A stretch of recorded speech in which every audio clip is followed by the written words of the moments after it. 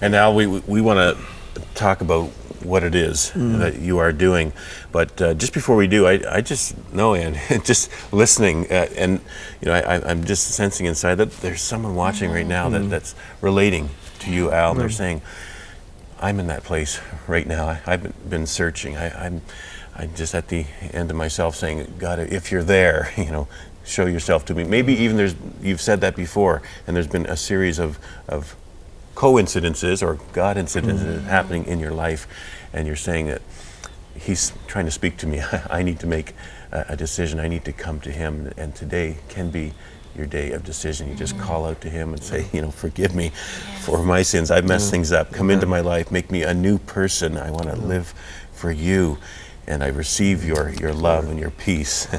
And I thank you. And just a simple prayer like that, you can reach out and you can say yes to Jesus. And you can call our prayer line as well, because you'll see that on the screen throughout this hour. And if I could add to that, just you don't have to wait until everything's right in your life to do that. That's right. I remember thinking I had to quit smoking first before I became a Christian, or I had to quit drinking. I had to do all these things first before I became a Christian. I had to break up with my girlfriend, all these things that but you know what, you don't have to. You can come to Christ right now and let God deal with these things over time that He wants to deal with. Let Him deal with things that He wants to take out of your life or want to change. These things will come, but don't wait.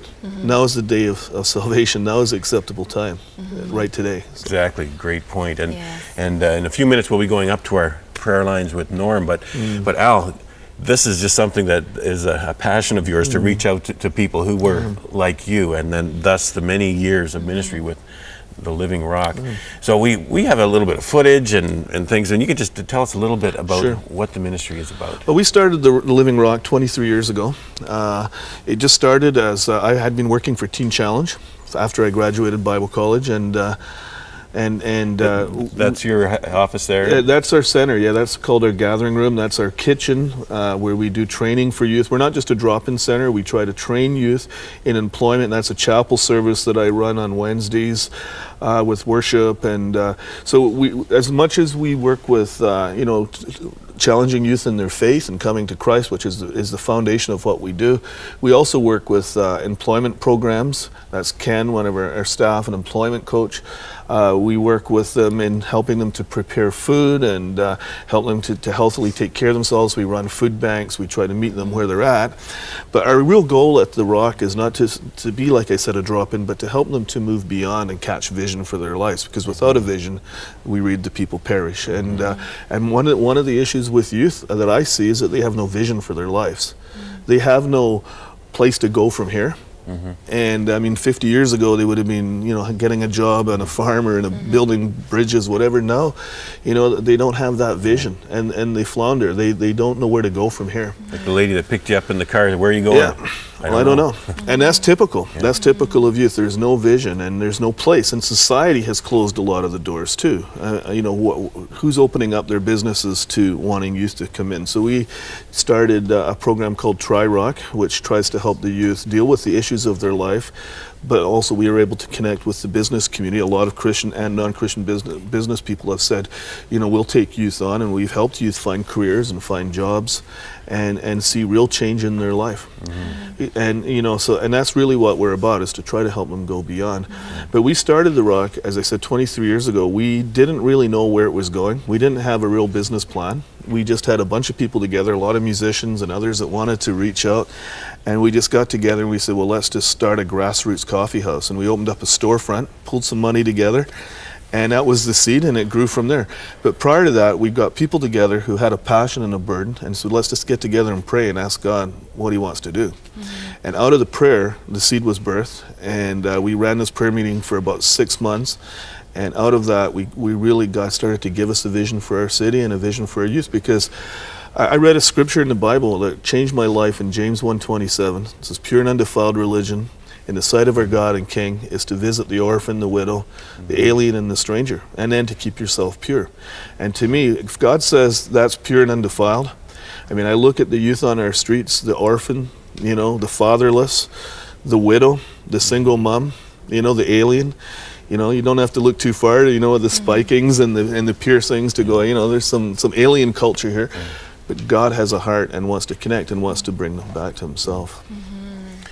And Al, a lot of people across Canada have a heart to reach out like that, and there are missions or outreaches and things All across similar the to country. Living Yeah. Rock that Yeah. people can plug into with their time, because Yeah, volunteering absolutely. is an important part of these outreaches, and with their support, with their money to say, you know, I want to see change happen in these young lives and get them set on a right track.